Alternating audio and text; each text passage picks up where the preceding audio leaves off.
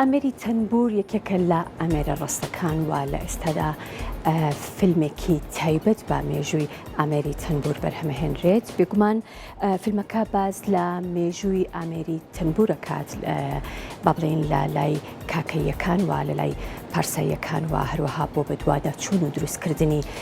ئەم فیلمە نزیکەی 15 ساڵی ویستووە.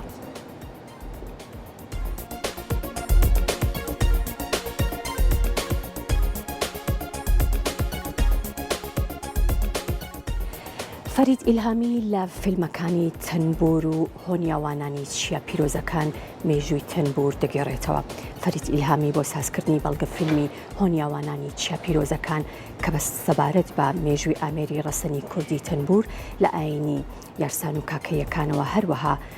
لا بەڵگە فیلمی تەنبور تەمیرا کە سەبارەت بە مێژووی هاوچەرخی تەنبورە 15 ساڵ وێنەگرتن توێژینەوە و لێکۆڵینەوەی مۆسیقای و مەیدانی ئەنجام دراوە و ئەم بەرهەمانی لە 5 پارێزگای ئێران و هەرێمی کوردستان و هەروەها وڵاتانی تورکیا و ئەڵمانیا و سوید وێنەگرتووە. ئەم بەرهەمانە بە جۆرێک وەک ئینسایکلۆپیدیای ئامێری کوردی تەنبور دێتە هەژمارکردن و بەش گەلێک لە ژیانی مامۆستایان و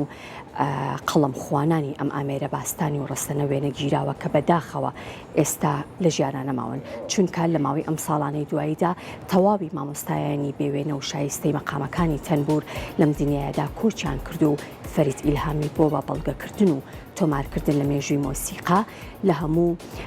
با بڵێن قەڵەم خوانانی بوارە جۆرا و جۆرەکانی تەنبور لا بەرهەمهێنانی ئەم دوو بەڵگە فیلمە کەڵکی ئەو تۆی وەرگرتووە.